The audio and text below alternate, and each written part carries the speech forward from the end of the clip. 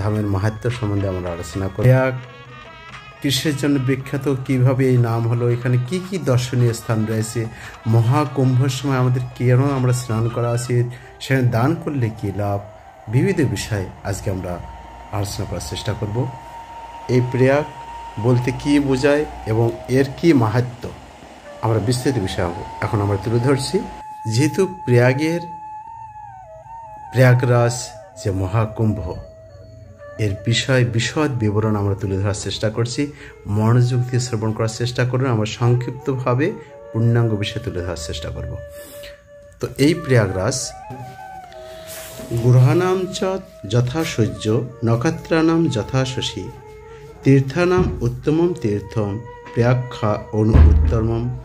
অর্থাৎ গ্রহগণের মধ্যে যেমন সূর্য, নক্ষত্রগণের মধ্যে যেমন শশী, তেমনি সমস্ত পবিত্র তীর্থের মধ্যে প্রয়াগ হচ্ছে সর্বোত্তম। শুদ্ধ ভক্ত ও ভগবানের শ্রীপাদ পদ্মের স্পর্শে প্রয়াগ সর্বদাই অপবিত্র। ভারতীয় সনাতন ধর্মের অন্যতম শ্রেষ্ঠ মহাতীর্থ হল তীর্থরাজ প্রয়াগ। গঙ্গা সর্বত্রই পতিত পাবনী, সর্বপাপ হারিণী। আর এখানেই পতিত পাবনী সুরধ্বনির সাথে পূর্ণময়ী যমুনা ও সরস্বতী এসে মিলিত হয়ে ত্রিবেণী সঙ্গম সৃষ্টি করেছেন। তাই শাস্ত্রে উক্ত হয়েছে যে সর্বত্র সুলভ্য গঙ্গা ত্রিশু স্থানে সুদুর্লভা। হরিদ্বারে প্রয়াগে গঙ্গা সাগর সঙ্গমে। গঙ্গা সর্বত্রই পুণ্যদা, কিন্তু হরিদ্বার, প্রয়াগ ও গঙ্গা সাগর পুণ্যতারা। সৃষ্টিকর্তা প্রজাপতি ব্রহ্মা বৈদিক জ্ঞান লাভের জন্য এই স্থানে অশ্বমেধ যজ্ঞ সম্পাদন করেছিলেন, তাই স্থানের নাম প্রয়াগ। প্রয়াগের মাহাত্ম্য মৎস্য কুর্ম ও পদ্মপুরাণে মুক্তকণ্ঠে ঘোষণা করা হয়েছে যে প্রয়াগম স্মরণ মানস্য জানতি পাপানি সংশয়ম। কেউ যদি প্রয়াগ নাম স্মরণ করেন তাহলে তার সমস্ত পাপ ক্ষয় হয়। দর্শনাস্য তীর্থস্য সর্বপাপই প্রমোচ্যতে, মুক্তিকাল ভনাদ্যাপি নর পাপাৎ প্রমোচ্যতে। এর তাৎপর্য হল প্রয়াগ প্রজাপতিগণের স্থান বলে ত্রিলোক বিখ্যাত। এই তীর্থের নাম শ্রবণ মাত্রই যাবতীয় পাপ ক্ষয় হয়। দর্শন করলে দুষ্কৃতিকারীরা কবল থেকে মুক্ত হওয়া যায় এবং ভূমির স্পর্শে পুণ্য লাভ হয়। পঞ্চকুণ্ডাদি রাজেন্দ্র তেষাম মধ্যতু জাহ্নবী প্রয়াগস্য প্রবেশাদৈ পাপন নস্যাতি তৎসনাৎ। অর্থাৎ প্রয়াগধামে যে পঞ্চকুণ্ড বিদ্যমান তার মধ্যে জাহ্নবী অন্যতম। এই সমস্ত পবিত্র তীর্থের বাড়িতে অবগাহন মাত্রই সমস্ত পাপ বিমোচন হয়। প্রয়াগ সমস্ত তীর্থের রাজা, সেই হেতু প্রাচীনকালে রাজাগণের রাজ্য অভিষেককালে বা বিশেষ কোনো শুভ কার্যে প্রয়াগরাজের পুণ্যবাড়ি অপরিহার্য ছিল। শাস্ত্রাদিতে ব্যাখ্যা করা হয়েছে প্রয়াগে গঙ্গা, যমুনা, সরস্বতীর সঙ্গম স্থান বলে এই তীর্থ দেবতা দানব, গন্ধর্ব, ঋষিগণের প্রিয় নিকেতন। যে স্থানে থাকুন না কেন, কেউ যদি মৃত্যুকালে প্রয়াগ নাম উচ্চারণ করে তার বনমূলক প্রাপ্তি হয় এবং পুণ্য ক্ষয়ান্তে সরলোকে পরিভ্রষ্ট হলেও জম্বুদ্বীপের অধিপত্য লাভ হয়ে থাকে। এই স্থানে স্নান, দান, ধ্যান ও তর্পণাদিতে দেবতা ও পিতৃলোকগণ প্রসন্ন হন। ক্ষত্রিয় ব্রাহ্মণকে পয়সিনী গাভী দান করলে যে ফল, প্রয়াগে তা দান করলে দাতার পঞ্চকোটি গুণ অধিক ফল লাভ হয়। কথিত আছে কন্যাদান অপেক্ষা গাভীদান শ্রেষ্ঠ, গাভীদান থেকে বিদ্যাদান শ্রেষ্ঠ। আর এই বিদ্যাদানকে সর্বশ্রেষ্ঠ বলা হয়, কেননা বিদ্যার মাধ্যমে অবিদ্যা নাশ হয় এবং জড়বন্ধন থেকে মুক্ত হওয়া যায়।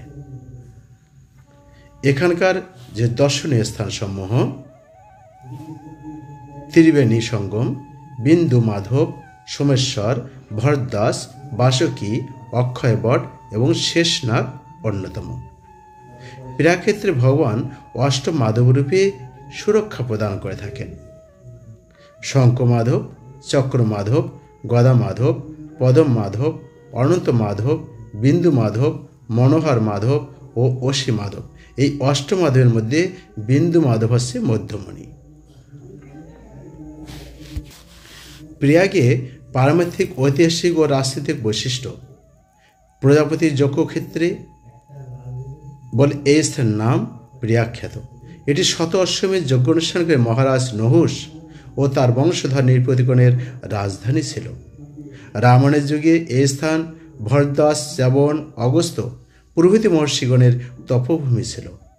ত্রেতা যুগে ভগবান রামচন্দ্র বনবাসকালে ত্রিবেণী সঙ্গম সন্নিকটে ভরদ্বাজ মুনির আশ্রমে অবস্থান করেছিলেন। মহাভারতে বন পর্বের বর্ণনা অনুসারে পঞ্চপাণ্ডবগণ বনবাসকালে প্রয়াগে কিছুদিন বাস করেছিলেন। কুরুক্ষেত্রের যুদ্ধে অংশগ্রহণ করবেন না বলে বিবেচনা করে ভগবান শ্রীকৃষ্ণ অগ্রজ ভ্রাতা শ্রী বলরাম তীর্থযাত্রার উদ্দেশ্যে যাত্রা করলেন। বিভিন্ন তীর্থ পর্যটন করতে করতে নৈমিষারণ্যে আসেন এবং সেখানে রোমহর্ষণকে বধ করার পর অযোধ্যার সরযূ তট হয়ে প্রয়াগে পৌঁছান। প্রয়াগে পৌঁছানোর পর ত্রিবেণী সঙ্গম স্নানপূর্বক দেবতর্পণাদি কার্য সম্পন্ন করেন। শ্রী চৈতন্য ভাগবতমে শ্রীল বৃন্দাবন দাস ঠাকুর নিত্যানন্দ প্রভুর প্রয়াগ যাত্রার কথা উল্লেখ করেছেন। মাঘ মাসে শীতল জলে প্রভু নিত্যানন্দ ত্রিবেণী সঙ্গমে ভক্তিপূর্বক স্নান করে পূর্বপুরুষদের উদ্দেশ্য তর্পণ করেন।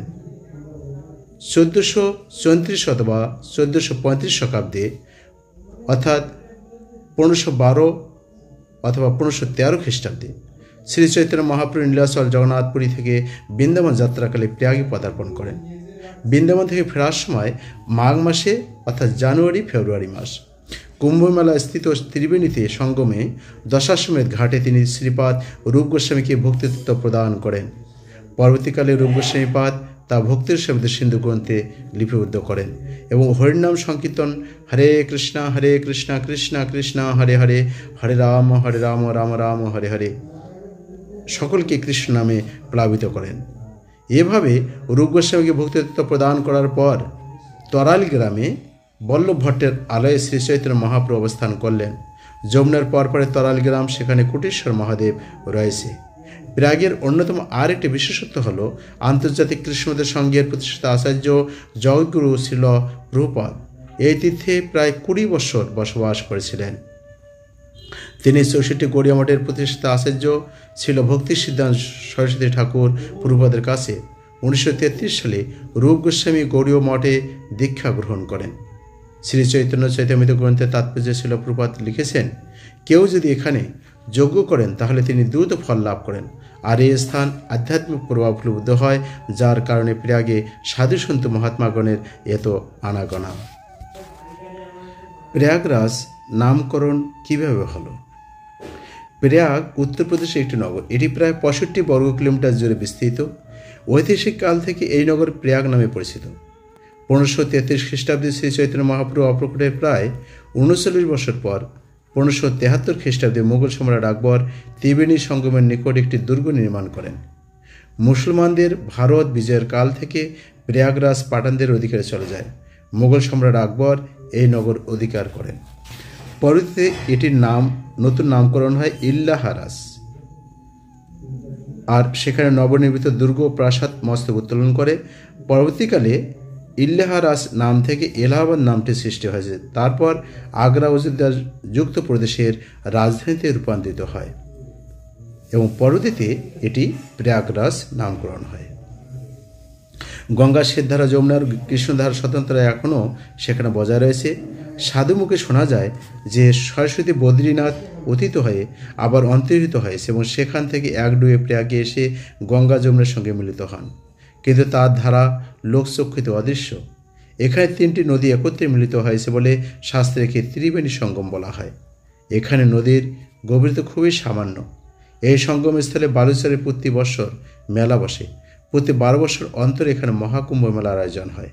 এছাড়া প্রতি 6 বছর অন্তর অর্ধকুম্ভ অনুষ্ঠিত হয়, কিন্তু শাস্ত্রসম্মতভাবে অর্ধকুম্ভ বলে কিছু জানা যায় না। তবে এটি দীর্ঘ 12 বছর অপেক্ষমান মহাকুম্ভের অভাব পূরণ করে এবং জনমাসে ধর্মীয় উদ্দীপনা জাগায়। এই মহাকুম্ভের বিষয়ে এখানে যা যা দর্শনীয় স্থান, বিশেষ করে অনেক দর্শন রয়েছে এবং এখানে স্নানের কি মাহাত্ম্য, এখানে কেউ যদি আসে দর্শন করে তার কি মাহাত্ম্য, বিস্তৃত বিষয়ে আমরা পরবর্তী ভিডিওতে আমরা শ্রবণ করব। হরে কৃষ্ণ।